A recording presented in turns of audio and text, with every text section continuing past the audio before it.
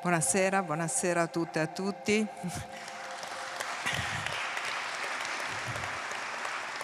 Continua, lo chiamerei quasi il tour de force della chiusura di Vicino Lontano 2024. Ringrazio ancora una volta i nostri tecnici che ci assistono, sempre pazienti e professionali. Proseguiamo con Maniac, un evento dedicato al libro di uno dei 5 finalisti del premio Terzani di quest'anno. Un libro che ci porta dentro incubi tremendi e sogni grandiosi, quelli scaturiti appunto dall'invenzione di John von Neumann, Maniac, un calcolatore universale che schiude davanti a noi le praterie dell'informatica, dell'intelligenza artificiale, ma anche l'incubo della guerra termonucleare. Con l'autore del libro, Benjamin Labatut, abbiamo realizzato prima del festival un'intervista che vi proponiamo ora in forma, direi, ibrida, con l'intervistato, Labatut in video, sarà sottotitolato, speriamo che il sole non ostacoli la vostra lettura. E a intervistarlo un ospite d'eccezione, il professor Furio Onsel, lo conoscete, è stato anche il sindaco di Udine.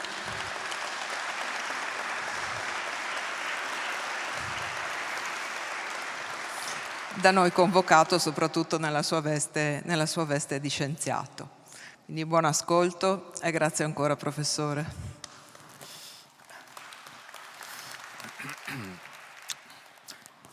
Buonasera a tutte e a tutti. Ci siamo trovati alla Spicciolata in via Forni di Sotto il 9 aprile del 24.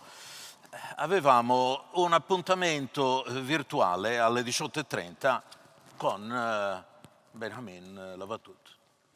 Ma non avevamo un piano B, non avevamo un numero di telefono, eravamo lì in attesa che effettivamente si materializzasse, e qualche dubbio è venuto quando appunto si vedeva la lancetta, no, le sfere dell'orologio arrivare sempre più vicine alle 18:30, e invece ecco che alle 18:30 no, le scariche sul video sono diventate coerenti e c'è stata questa oggettiva teofania. Come vedrete, lui non saprei come descriverlo se non un Apollo. Si presenta davvero con questa, diciamo, figura straordinaria. E io devo dire che mi ero preparato innanzitutto sul nome, no? Il dubbio, ma si pronuncia Labatut alla francese. Avevo visto, no, che c'è stato un generale, forse un secolo prima di Garibaldi, Labatut, che aveva combattuto in Colombia per la libertà della Colombia, forse era discendente di origine francese. E insomma c'era il dubbio anche che come pronunciare il nome, Benjamin. Insomma, ho voluto iniziare l'intervista, voi non lo vedrete, con la forma più semplice dicendogli ma come si pronuncia il suo nome? E già lì mi ha spiazzato. Io mi aspettavo di sentire appunto questa meravigliosa Labatut, no, con la B dolcissima dello spagnolo, invece no, mi dice come vuole. E gli chiedo, Benjamin, no, ero lì che cercavo di fare tutta, diciamo così, la mia capacità fonetica, mi disse va bene anche in italiano. Bene. Ecco, è rimasto sfuggente e buona parte dell'intervista, ma come vedrete entreremo, diciamo, nel suo mondo. E dire che ce l'avevano resa un po' difficile questi traduttori, ma innanzitutto il suo primo libro, che si chiama Quando abbiamo smesso di capire il mondo, se andate a vedere, che ha un titolo che sembrerebbe appunto di epistemologia, no? Se andate a vedere il titolo in spagnolo, perché lo scrive in spagnolo, è un verdor terrible, un verde terribile. E già qui dovrebbe esserci un indizio, no, di che cosa c'è, perché cos'è questo verde? Questo verde è la nuvola, è la prima nuvola di cloro sulle trincee del 1915, no? Che è stata appunto realizzata da uno dei protagonisti, Fritz Haber, che appunto tra le tante scoperte anche partecipò alla realizzazione dei primi gas utilizzati nella Prima Guerra Mondiale. E già anche il titolo Maniac, no? Maniac, lo spiazza un pochino, perché in realtà è il titolo inglese, perché questo libro lo scrive in inglese, e quindi il nostro Benjamin Lavatut di fatto rientra in quella grande schiera di autori che insomma, ho cercato anche di elencare, ma ve lo lascio come gioco, di coloro che scrivono in una lingua diversa dalla propria madrelingua. Non so, il primo che può venire in mente potrebbe essere chiaramente, non so, Kundera, no? Che scrive in francese, ma anche Chimamanda Adichie che scrive in inglese pur essendo appunto della Nigeria, Nabokov in inglese, Conrad, russo, polacco, che scrive in inglese, Tabucchi, scrive in portoghese. Mi ricordo che una volta a Compressburg, quando appunto partecipava, lavorava con noi all'Università di Udine, volevamo fare proprio un progetto su questi autori che a un certo punto decidono di cambiare la loro lingua. E lui mi diceva, un esempio classico è Italo Svevo. Italo Svevo, gli dicevo io, ma come, lo scrive in italiano? E dice sì, ma la sua lingua madre era il triestino. Comunque, andando avanti su questo, capite che qui siamo davvero in una metamorfosi, perché questo scrittore spagnolo, cileno, andate pure a cercare su Wikipedia, troverete ben poche informazioni, e alla fine decide di scrivere questo libro in inglese e lo chiama The Maniac, il Maniac. E l'inglese, sapete, è parco con gli articoli, quindi se ci ha messo l'articolo non è proprio secondario. Io devo dire che non ho tanto tempo perché, anche se lo meriterebbe, diciamo, di venire elaborato, perché è davvero affascinante, vi ho detto, il nostro Apollo. E quindi così arrivo subito a quella che può essere, diciamo, la prima domanda, anche se poi tra una domanda e l'altra elaborerò qualche concetto. Il libro è fatto sostanzialmente di 3 parti, non ve lo sto svelando. La prima parte riguarda Ehrenfest, che è un fisico tedesco che rimane sconcertato, allievo di Boltzmann. Boltzmann è uno dei primi che studia la fisica statistica e alla fine finirà i suoi giorni suicida a Duino. E anche Ehrenfest si suicida. Vive una crisi molto profonda Ehrenfest perché a un certo punto non riesce più a cogliere il senso della fisica nascosta dietro alla matematica, a tutte le formule matematiche che anche John von Neumann, come si farà chiamare, appunto, che è la seconda parte del libro, questo davvero Leonardo da Vinci del XX secolo, perché ha fatto un po' di tutto. John von Neumann aveva contribuito, tra l'altro. John von Neumann scrive appunto i fondamenti matematici della meccanica quantistica e direi che contribuisce alla crisi psicotica di Ehrenfest, anche se il nesso chiaramente, diciamo, non è così stringente. La terza parte infine ci porta in un contesto molto diverso, che è quello di una grande sfida in una partita di Go.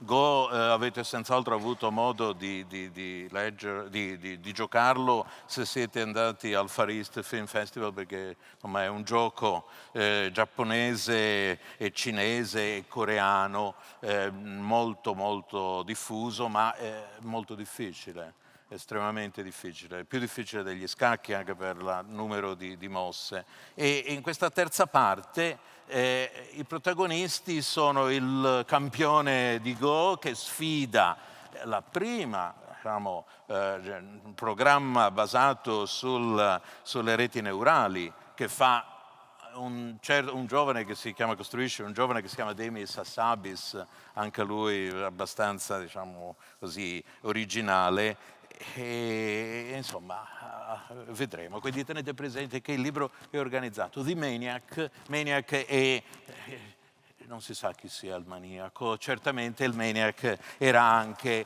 il computer, no, che von Neumann costruisce. Noi che insegniamo l'informatica, le architetture di von Neumann, no, è una cosa che qualunque studente di informatica lo sa. C'è la CPU, c'è l'unità aritmetico-logica, hanno un unico bus sul quale comunicano e poi appunto c'è la struttura di memoria. E questa, vuol dire, che banalità. No, non era così ovvio all'inizio. Il Maniac è questa, diciamo, macchina che appunto si chiama Mathematical Analyzer and Numerical Integrator, Automatic Computer. E questo Maniac è il programma, è la macchina, lui ne costruisce già una allo Alamos, von Neumann, ma poi ne fa una anche quando va a Princeton, nel New Jersey, e lì, diciamo, la mette a lavorare su una delle, diciamo, compiti più difficili, che è la simulazione delle esplosioni termonucleari. Allora, io come inizio questa intervista? Tra un istante lo vedrete, avrete anche voi la vostra teofania, e gli dico, il suo libro, penso che questo libro affronti quella che si può definire la sfida mortale tra l'intelligenza umana e l'intelligenza artificiale. Per questo, per aiutarmi, ho chiesto a ChatGPT la seguente domanda. Quale domanda dovrei fare in un'intervista a Benjamin Labatut relativamente al suo libro The Maniac? E in meno di una frazione di secondo ChatGPT mi ha sparato 10 domande favolose, tra le quali: che cosa l'ha ispirata a scrivere Maniac, e quali temi intendeva esplorare attraverso il libro, o il suo stile di scrittura in Maniac è spesso descritto come non convenzionale e innovativo. Può parlare del suo approccio alla creazione della prosa e della struttura del libro? Vedete, cioè, ChatGPT mi aveva già risolto tutto il problema, però onestamente erano un po' noiose. Allora io gli ho detto: guardi, io le pongo 3 domande. Allora, la prima domanda che le pongo è se ha usato intelligenza artificiale o almeno come motore di ricerca per scrivere questo libro. La seconda domanda che le chiedo è: certo, potremmo chiedere a ChatGPT di scriverci lui un libro su Ernst von Neumann e Lee Sedol, che è questo giocatore di Go. Però stare a vedere che cosa ci produce. Guardate che ci produrrebbe un sacco di roba. Però io credo, gli dico, la seconda domanda è che faccia una differenza sapere che lei è una persona, un essere umano, anche se onestamente io ho visto soltanto il suo avatar sullo schermo, quindi non ve lo posso garantire, ma altri dicono che lui esista davvero. E la terza domanda è: potrà mai l'intelligenza artificiale generativa, no, quella che presiede a ChatGPT, sostituire gli scrittori, esattamente come purtroppo sta facendo, sostituendo gli insegnanti? Prego, la prima registrazione.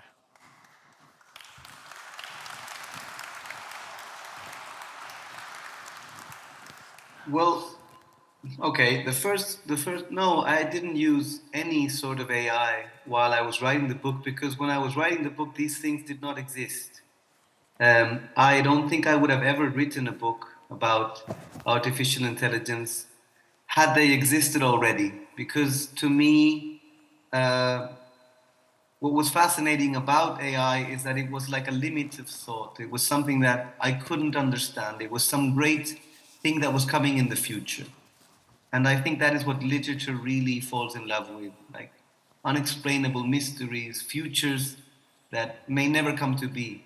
There is a very, very, very big difference between something that is automated, born from an algorithm, and something that comes out of a human being. And it's right, we do make an enormous distinction, which we will always make, no matter how smart or capable these systems are.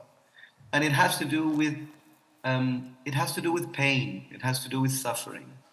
There is something about our capacity to suffer. We care. We don't just compute. You are a logician and a computer scientist, but you're also a human being, which means you care, you're passionate, you're depressed, you are doubtful, you are hungry, you're horny. All of these things make up the human experience and they give us access to a sort of experience that we could call wisdom or tragedy. So the human experience is not just about knowledge. Stories are born, the best stories are born of suffering. That's why The Maniac begins with a man who kills his son and then kills himself. The book is not about a showdown between humanity and artificial intelligence. It is about singular human beings. Because to me, the concept of singularity is, as applicable to human beings, is one of the things that I find endlessly fascinating and that I find inspiring as a writer. Will we ever be replaced by artificial intelligence systems as writers? You see, I am sure that there's going to be a lot of the writers that I'm interested in, people like Roberto Calasso, even among other writers, are singularities. It is very rare for a mind like Giordano Bruno to come up. It is very strange. So if in the future AI systems are not only powerful, but deeply individual, strange, passionate, psychotic, someone like William Burroughs, who was a bit of a monster, no? Someone like Roberto Bolaño, who was in love with some manic spirit. Clarice Lispector in Brazil, that almost seems from another planet. If those things are replicated by AI, we may pay attention because we do care about, beauty for its own sake. However, there is this sort of indelible connection between suffering, art, and literature. No? At the heart of literature, to me, is delirium. And while we have seen that for these AI systems to be able to think or do something close to thinking, they tend to hallucinate and confabulate, our delirium is everyday delirium. Every time we close our eyes, every time we think, we fall into this. No, so the highest form of literary intelligence is possession. It is not computation. Bene. Dobbiamo quindi essere posseduti, no? Dice questa la cosa più importante. Io passo dopo a fargli un'altra domanda, soprattutto sullo stile di questo libro, che in realtà sono 3 libri in uno. Il primo, lui cita qualcuno forse di coloro che possono lontanamente averlo ispirato come Sebald, no? Ma del primo è diciamo normale narrazione,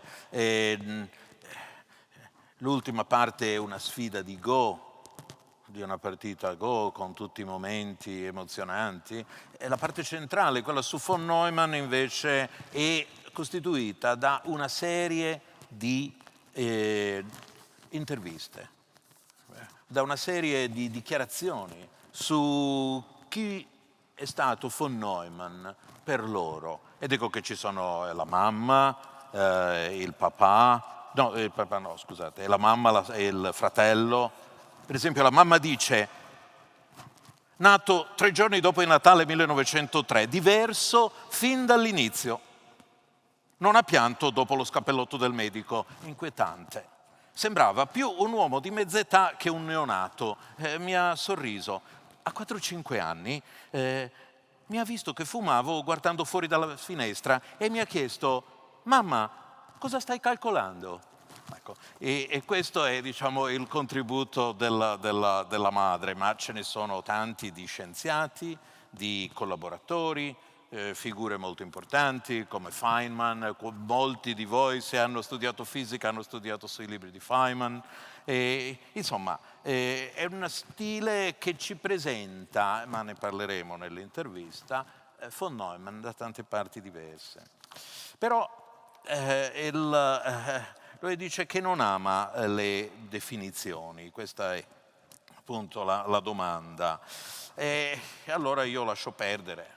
No, dice non amo le definizioni, sono contrario, penso che ci sia un pezzettino, allora lascio perdere e gli chiedo immediatamente dopo. Per me ci sono due grandi domande del libro, la prima è di carattere etico, la seconda è di carattere epistemologico. Quella di carattere etico è ma perché? Molte delle scoperte scientifiche hanno origine o finiscono nella ricerca militare. Esiste la possibilità di fare una scienza pacifica. Guardate che Internet nasce come un prodotto di DARPA, che era la Defense Agency, per la difesa. Se oggi ci curiamo, questo non è che c'è nel libro, questo ve lo dico io, ma se oggi ci curiamo la cataratta o tanti altri disturbi con il laser, è perché a un certo punto convinsero Ronald Reagan di mettere un sacco di finanziamenti in quello che potevano essere i sistemi di puntamento per colpire i satelliti quando fecero appunto lo scudo stellare. Insomma, la domanda è: com'è possibile che dobbiamo da Archimede in poi e anche appunto il buon von Neumann che calcola, pensate, questo genio che ha scritto i fondamenti matematici della meccanica quantistica, che ha scritto delle altre opere sugli automi che si autoriproducono, anticipando addirittura la scoperta del DNA e dei meccanismi di replicazione del DNA, che ha parlato della teoria dei giochi e del comportamento economico, dei fondamenti della matematica fino a quando arrivò Gödel che gli ruppe le uova nel paniere. Pensate, questo qui ha calcolato che Little Boy, così si chiamava appunto la bomba che esplode su Hiroshima, avrebbe provocato maggiore devastazione se la si faceva esplodere quando raggiungeva 700 metri dal suolo. Sentiamo cosa risponde alla domanda etica del perché la scienza alla fine è sempre legata alla ricerca militare.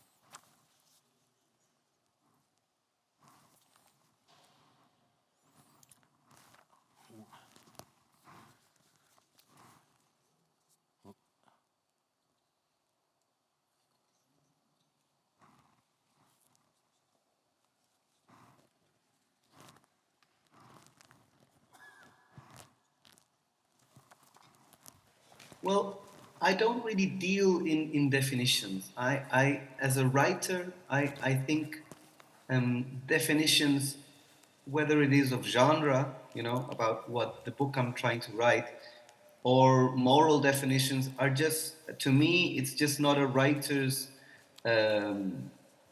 job, really. I think we should deal in miracles, which is very different. When you deal with something miraculous, all previous definitions fall by the wayside.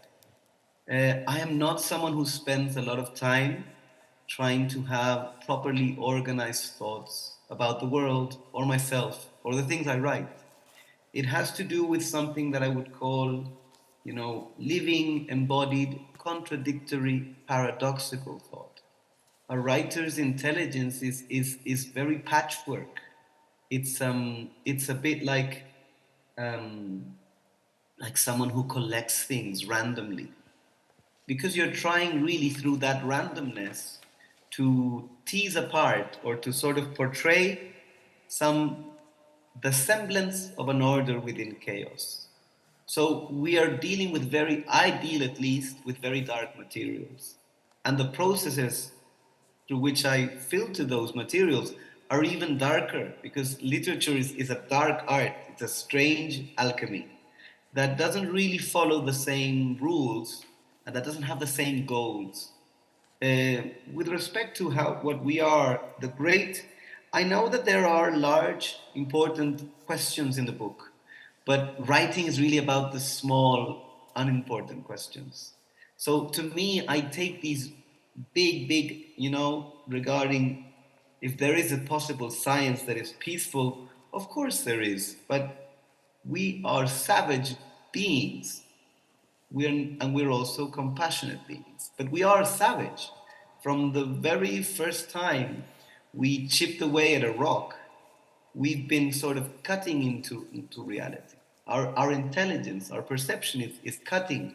It is not some sort of, we are not, haven't been made by evolution to be perfectly reasonable, pacific and kind beings. We have enormous shadows within us.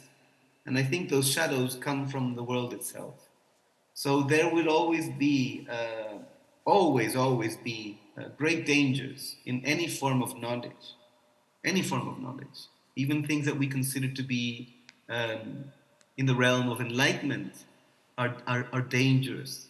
For a nuclear weapon or a chemical weapon or a mathematical model can be very dangerous. But our cultural practices, things like meditation, prayer, all of these things, belief, they're very dangerous too. They are very dangerous. They can be easily weaponized. The stories we craft, the myths we create, the gods that are born from our minds are just as dangerous, sometimes even more so, than guns, bullets, knives, and missiles. And so, as a writer, you're really trying to get people to sort of walk into a very dark place, and you're not necessarily even trying to illuminate things.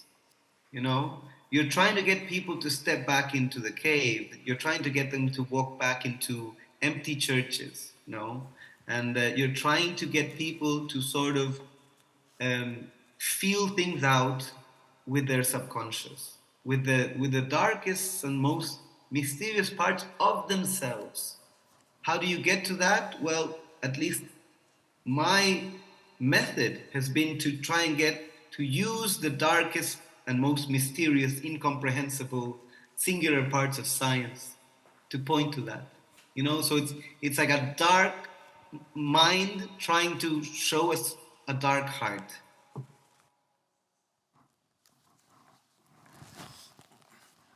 Bene.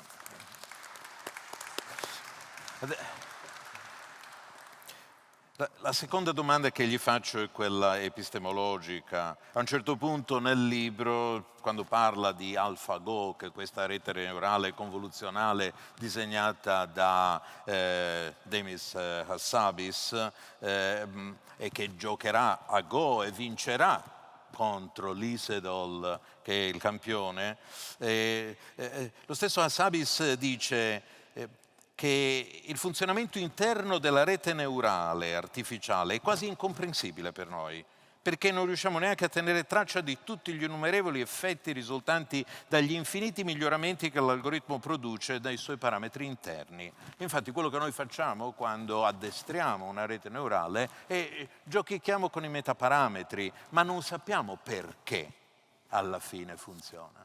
Guardate che anche quel numerical integrator di ENIAC, l'NI, mica integrava le funzioni come noi cerchiamo di insegnare agli studenti sin dal quarto anno della scuola secondaria superiore con degli astuzie, con degli artifici. Usava il metodo Monte Carlo. E il metodo Monte Carlo essenzialmente è tirare a caso una quantità di numeri e poi vedere quale proporzione di questi numeri è sotto la curva. E da questo si può stimare più o meno quant'è la probabilità. Quindi non si capisce quello che succede. E quindi la domanda appunto epistemologica, che anche c'è nel suo libro, quando abbiamo smesso di capire il mondo, ciò che ha fatto anche ammattire Ernst nella prima parte, gli dico qual è la sua definizione di comprensione, o meglio di spiegazione? Perché in effetti l'intelligenza artificiale sembra farci rinunciare nell'usare l'intelligenza, sembra farci rinunciare alla spiegazione. Nell'usare l'intelligenza artificiale dobbiamo rinunciare a capire perché funziona. Uno degli suoi autori, quelli che descrivono von Neumann, perché è un suo grande appunto compagno, è Eugene o Eugen, insomma, Wigner, no? Quello che scrisse un famoso articolo che si chiama The Unreasonable Effectiveness of Mathematics in the Natural Sciences, l'irragionevole efficacia della matematica nelle scienze naturali. No, io dico, ma l'abbiamo perduto, non è così. Perché fidarsi della scienza? L'ultimo premio Nonino è stato dato a Naomi Oreskes, no? Che ha scritto il libro Perché fidarsi della scienza. Ora, probabilmente qualcuno di voi ha letto anche Stella Maris di Cormac McCarthy, no? Che è il libro che accompagna The Passenger, no? Di questo aereo che si inabissa e un passeggero deve essere fuggito, ma poi non si sa, forse è soltanto una delle incarnazioni della schizofrenia della sorella del protagonista, ma insomma non vi sto a raccontare tutta la trama perché deve rimanere incerta. Ebbene, anche lì uno dei protagonisti è proprio Grothendieck. No? La sorella schizofrenica è appassionatissima di questo matematico Grothendieck, che è colui che ha cercato l'astrazione a tale livello che alla fine si è perso di vista anche la matematica. E addirittura ci sono quelli che dicono che Grothendieck è colui che ci ha insegnato a pensare. E finì anche lui in modo molto molto curioso, lo trovate tutto nella descrizione qui di Benjamin Labatut in Quando abbiamo smesso di capire il mondo, o nel libro Stella Maris di Cormac McCarthy. Insomma, io gli dico, gli chiedo allora, lei pensa che sia ancora possibile condividere l'idea di Wigner secondo cui le scienze matematiche sono efficaci? Oppure, mi permetta di chiederle, perché si fida della scienza? Se si fida della scienza, prego. I don't think the proper word is trust. I am fascinated by science. And I'm using that word very consciously from the Latin root, no? Fascinus, you know? It turns me on. It excites me. I think that we are beings of excitement. I think that we have a layer of understanding and reason above an ocean of irrationality, impulse. And those things are irrational impulses, our unconscious drives, the many, many layers of our shadow, to me, keep us alive, protected, and safe from the excesses of reason.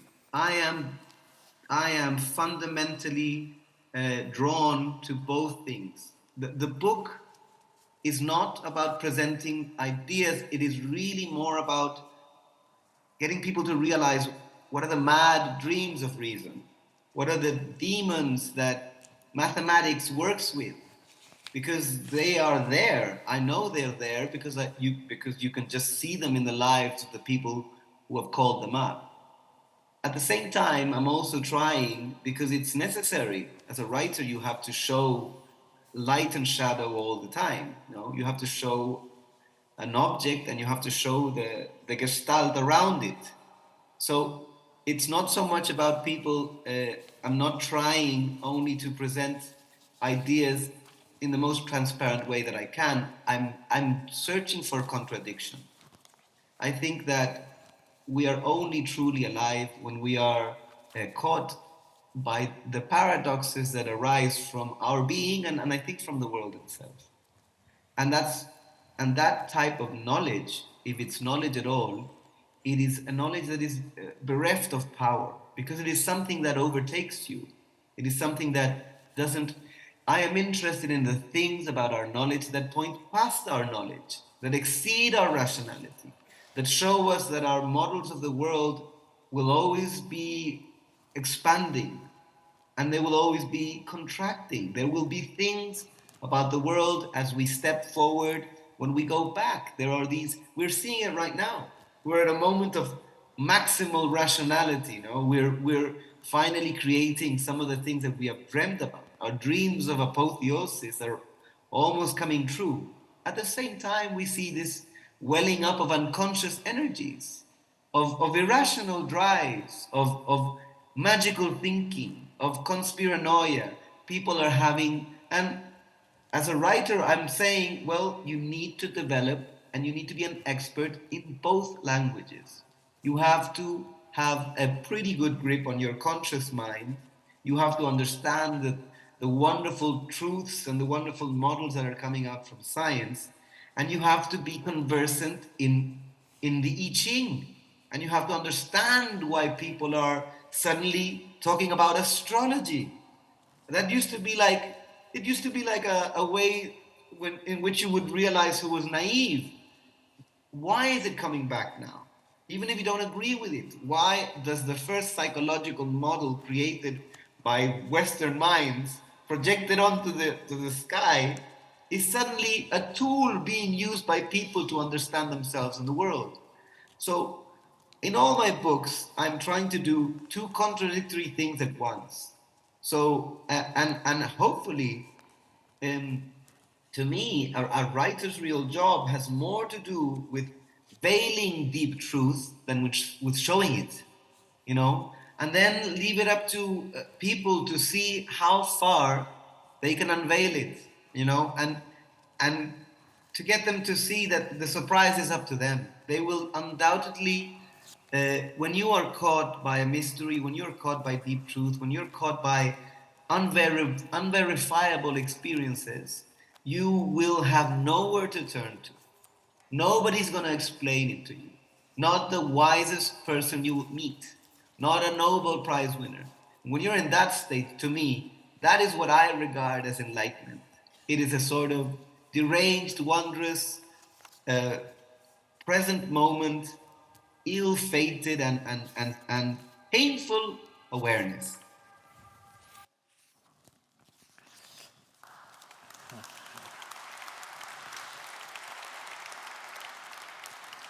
Adesso vi leggo 6 pagine del libro, ma niente paura perché c'è una sola riga per pagina.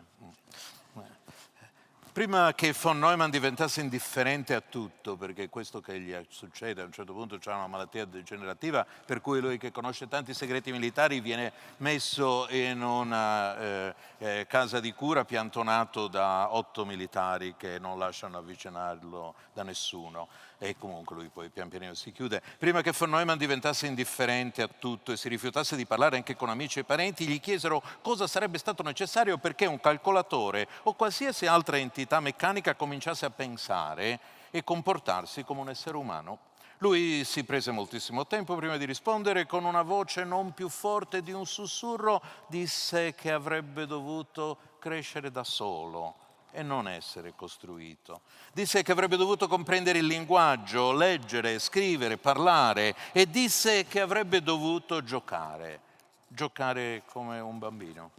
E è per questo che anche l'ultima parte del libro parla del gioco.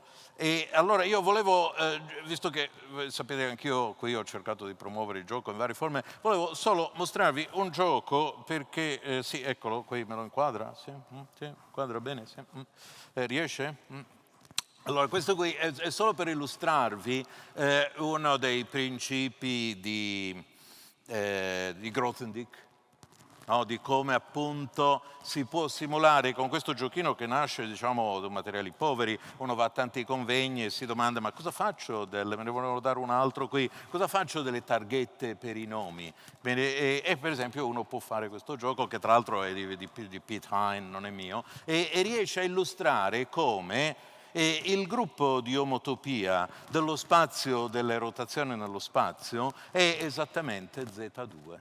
Allora vedete di cosa stiamo parlando? Stiamo parlando di uno spazio che non è fatto di punti, ma è fatto di rotazioni nello spazio e adesso gli associamo un gruppo, che è un'altra struttura matematica, è come quando voi decidete appunto che criterio usate per girare il materasso in modo tale che si consumi, no, nel letto in modo uniforme da tutte le parti. Quello che state facendo, state di fatto implementando un gruppo. Ebbene, gli associamo un gruppo e questo è il gruppo del pari e dispari, perché Z2, il gruppo del pari e dispari. Allora è così, io faccio qualunque rotazione 2 volte e poi riesco a sciogliere il nodo che si forma senza fare più nessuna rotazione. Lo state a vedere?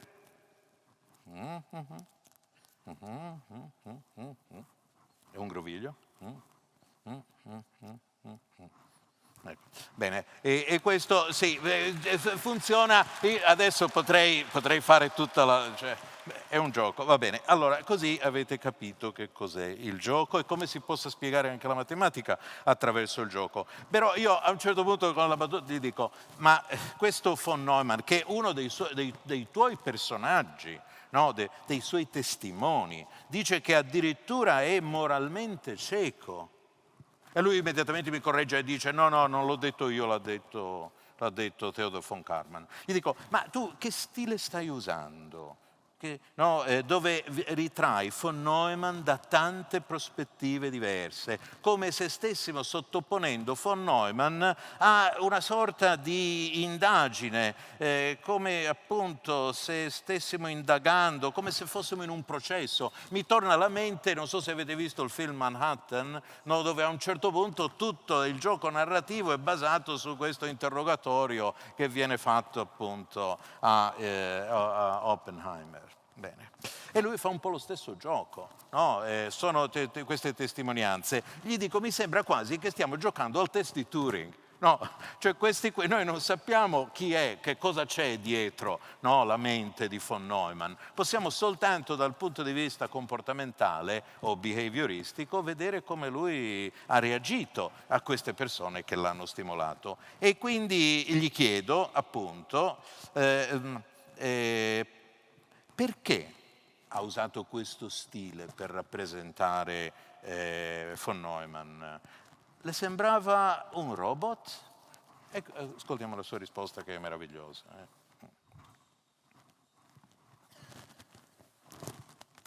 I try not to say too much, Yeah. but in terms of style, to me, it's very important to point out that the book has 3 very different styles for chapters.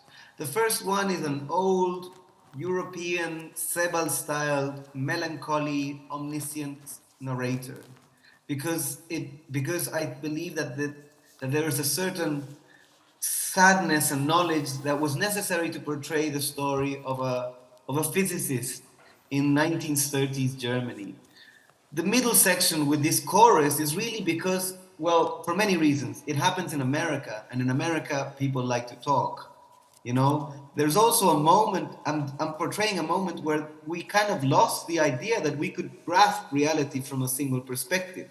That is also very important. Von Neumann is someone who I chose to portray in what I believe to be his true measure, which is in the guise of a childish god, some deity that has playing around with his powers. And for that, it's always important to have a chorus. You cannot. God should only speak like he speaks in the Bibles, in sacred texts, like a couple of times. No? So Von Neumann does say a couple of things that to me are the most important ones. And it's just a couple of times, so people would really listen to what he was saying. He talks about the coming singularity. He talks about how we are kind of giving birth to gods in a very much in the same way that cavemen gave birth to the gods.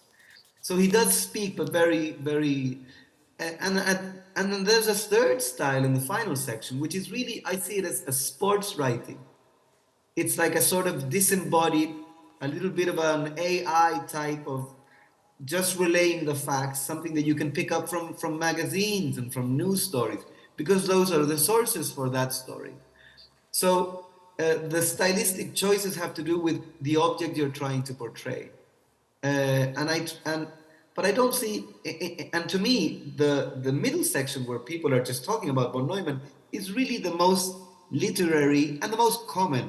And it's the worst part of the book in terms of style, because you can do Faulkner, you can do like 100 different voices and give them color.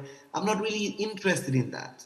I'm trying to sort of prop up a mystery by using these different voices so that there is no way that you can have a coherent and total perspective on somebody like von Neumann, because he exceeds everybody who looks at him. And I think that gives a true measure of his greatness. You know, it's like the famous elephant in the Sufi myth. Everybody's touching a different part. It's like a mountain range. You cannot see it all at once. And if you focus on one part and you really want to get at that, you will lose the context. You will lose. And to me, that's just something I learned from Alexander Grothendieck, who said, the bigger the object, the more pairs of eyes that you need to cast on it. Sì, penso che l'immagine dell'elefante è davvero affascinante, dico, è davvero fantastico, però mi permetta di tornare al premio Terzani, qui a Udine.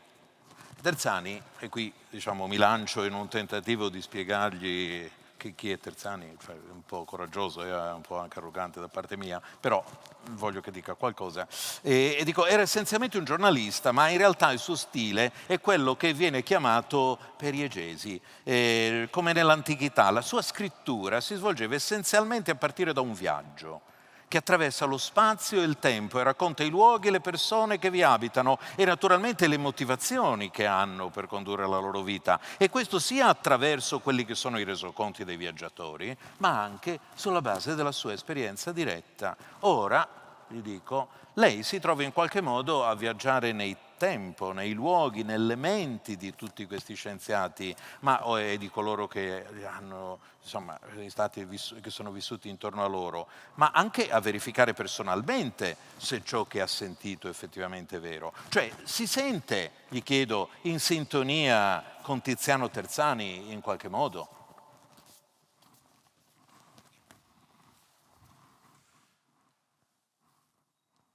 I think it's one of the most beautiful literary human devices. I think that it has produced some of the most wonderful texts and authors. I'm a journalist by training, and you can see in my books that there is a journalistic mind behind them.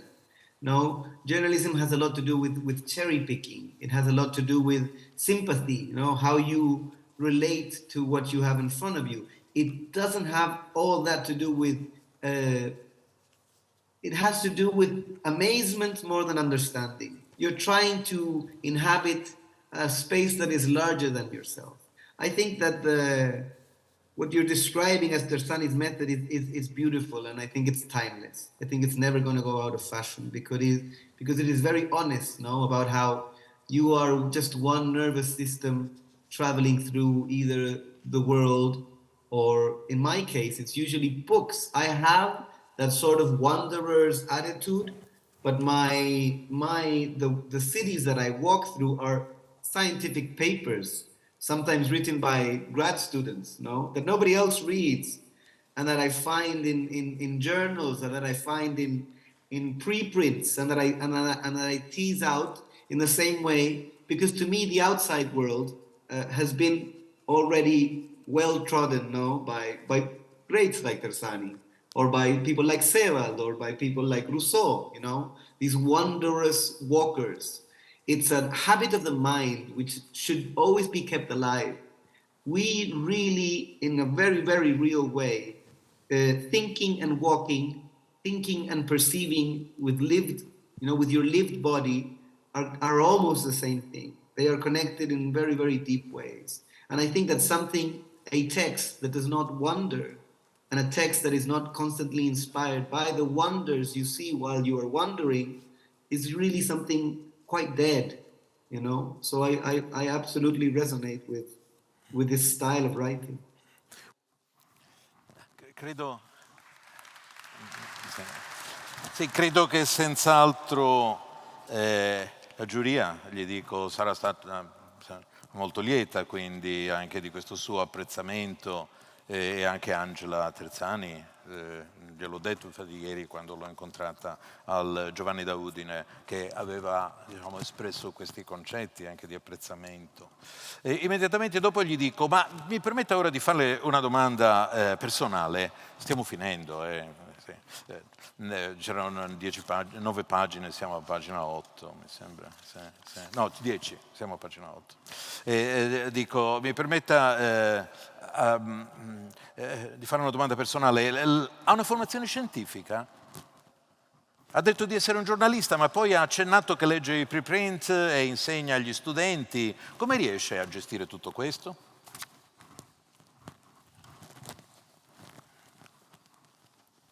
I am, because I'm an amateur, and amateurs are, if and you know science, science is built on the back of amateurs. There is something about the relationship that you have. It's in the name, no? It's a loving, sloppy, dangerous. It's what I do not have and what I will never want to have, and I think you realize by this interview that I try to get away from is authority. I'm not interested in authority. I am not interested in authoritative views. I am quite bored by my own ideas. I think that it is a better life when you become enamored by the ecstasies that other people have. And my books are all about that.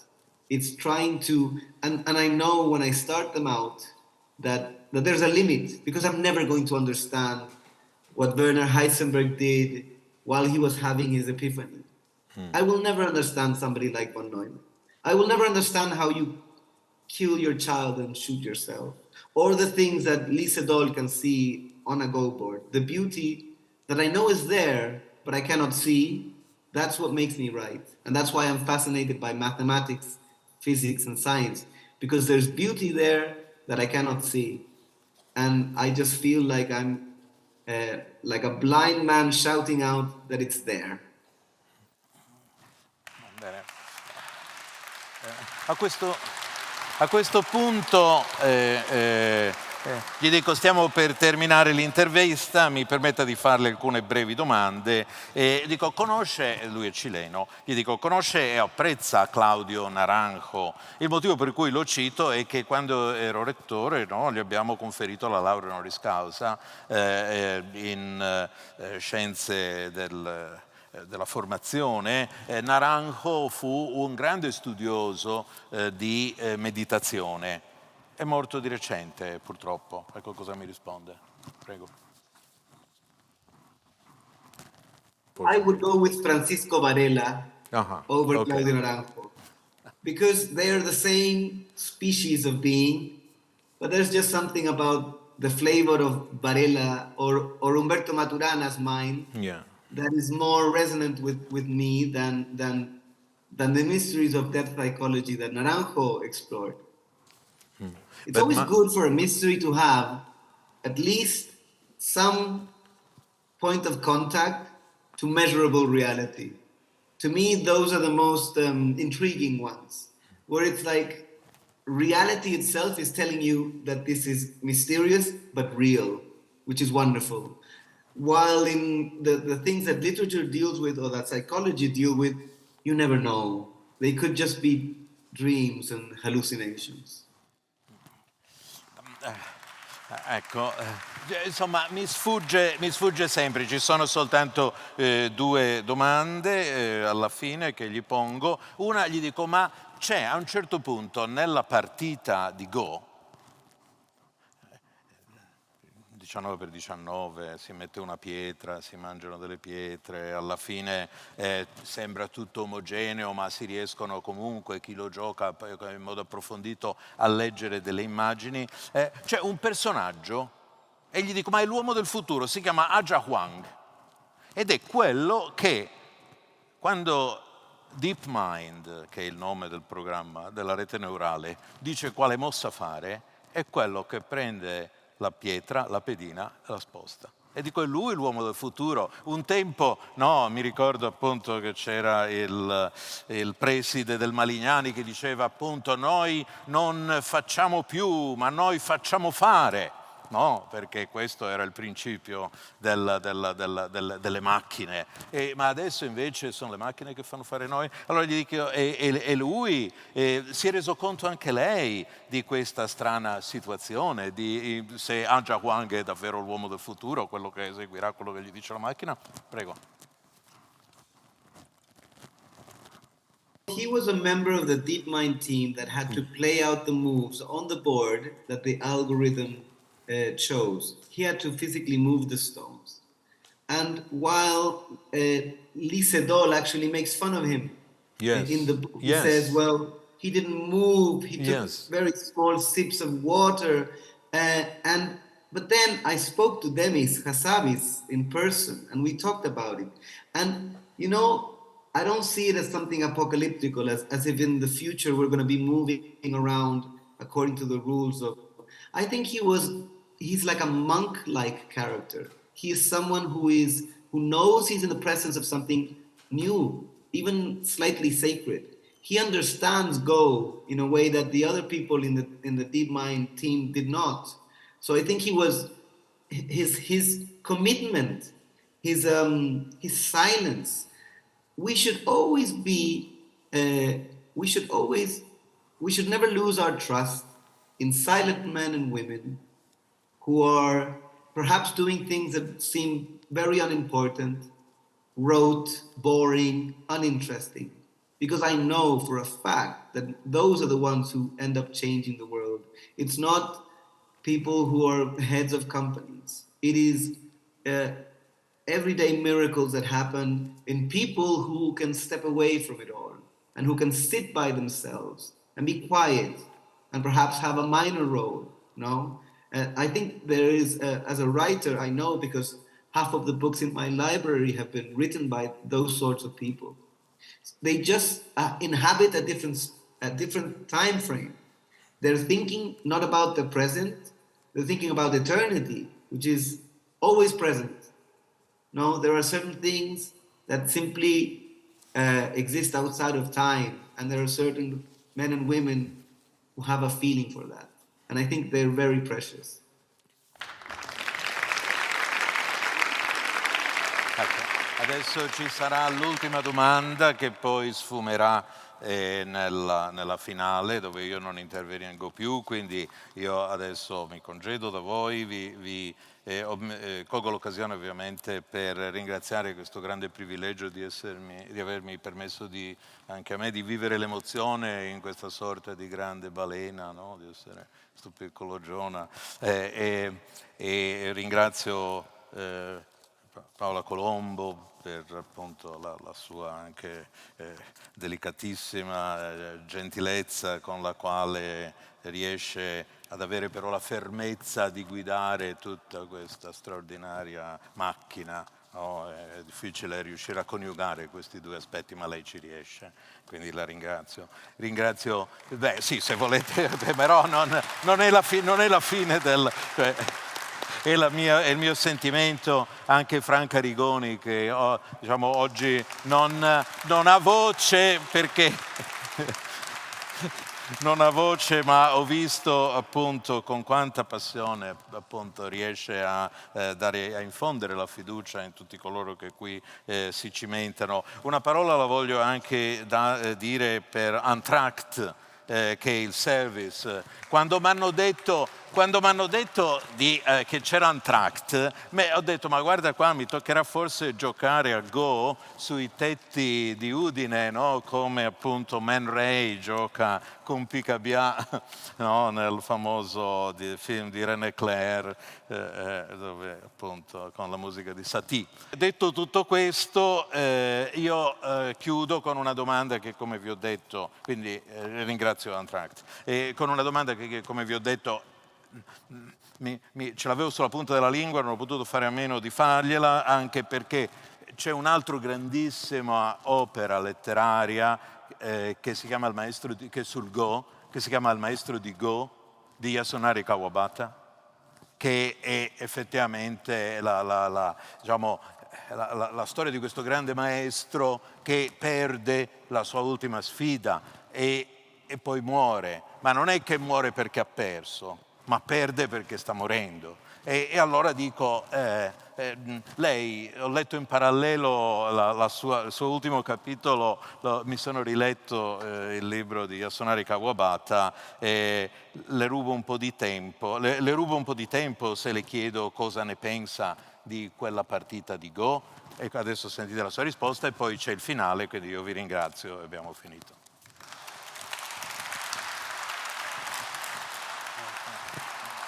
I found that book to be utterly boring and not very interesting in any respect.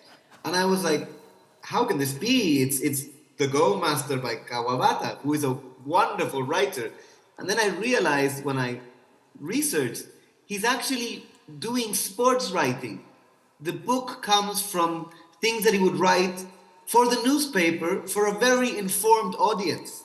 So it doesn't bring you in from the outside. It is by people, it is for people who know Go.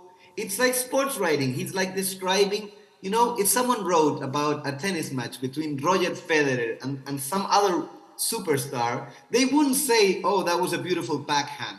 Because you know, a good writer would say, Roger Federer looks like his mother died last night. So there's like, but the book I didn't find, I actually wrote the Go section in complete opposition to the Master of Go by Kawabata, because I said, there's no way. Like, this deep meditation, this timeless regarding of Go. No, I don't want that.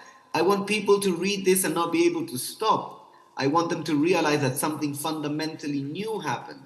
I want them to see the move that Lee Sedol played and the move that AlphaGo played, just 2 moves in 6 days, as something otherworldly. Well, thank you. You are indeed taking me always by a complete surprise. I think I really enjoyed this interview, and I hope the people who will be listening and who are now listening are getting the same feelings, and I hope you also enjoyed a little bit this conversation. Let me just finish with a sentence which I think from your book you attribute to Gabor Szöge, who says that one should raise doubts about everything. Moses doubted even of the Almighty. So if you want, we can end this interview on this sentence, or if you want to comment and give us another little piece of wisdom, we will be very grateful to you. No, I think we should always end interviews with the Almighty. Like, we should stick with Moses. Okay, so thank you very much. Thank you very much, Benjamin Labatut. It was indeed a very, very memorable meeting for, I think, all of us. Thank you very much, and big hugs to everyone in Italy. Thank you.